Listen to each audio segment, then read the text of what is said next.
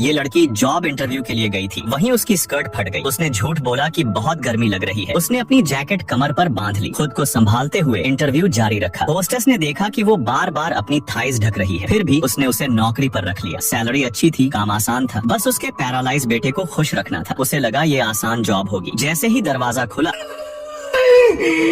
वो डर गई। लड़के ने उसकी स्कर्ट की फटी जगह की तरफ इशारा किया। तभी उसे समझ आ गया कि उसका पहले वाला एक्ट नकली था। अगले दिन वो अचानक बहुत बीमार पड़ गया। उसे लगा ये भी कोई प्रैंक है। डॉक्टर पसीना पोंछ रहा था, लेकिन जैसे ही उसकी बॉडी पर नीले निशान दिखे वो समझ नहीं पाई। अरबों का मालिक होकर भी कोई इतना बेबस कैसे हो सकता है। एक दिन उसने उसके माता पिता को बहस करते सुना। तभी उसे सच्चाई पता चली। वो 6 महीने में इस दुनिया को छोड़ने वाला था। अब उसे समझ आया कि कॉन्ट्रैक्ट भी सिर्फ 6 महीने का क्यों था। उसे इसलिए रखा गया था ताकि वो जीने की वजह ढूंढ सके। वो नौकरी छोड़ना चाहती थी, लेकिन 5 लोगों का परिवार उसी पर टिका था। दांत भींच कर वो रुक गई। उस बड़ी सी विला में बस वही 2 लोग थे। वो लड़का खुद को कमरे में बंद रखता था। वो उससे बात करने की कोशिश करती, लेकिन वो उसका मजाक उड़ाता। उसका काम था उसे मुस्कुराना सिखाना। वो हर दिन अलग अलग तरह से तैयार होती, बिल्कुल गिरगिट की तरह, रंगीन और चमकदार, बस उसकी एक स्माइल देखने के लिए। लेकिन वो बस आंखें घुमा देता। बीमारी ने उसे कड़वा और ठंडा बना दिया था, बिल्कुल उस खुशमिजाज लड़के जैसा नहीं जो वो पहले था। एक दिन उसकी एक्स गर्लफ्रेंड अपने नए बॉयफ्रेंड के साथ आई। वो बॉयफ्रेंड उसका पुराना दोस्त भी था। उनके जाने के बाद उसने गुस्से में पुरानी तस्वीरें फेंक दी। उसने चुपचाप फ्रेम जोड़ दिए। वो हर चीज में कमी निकालता रहा।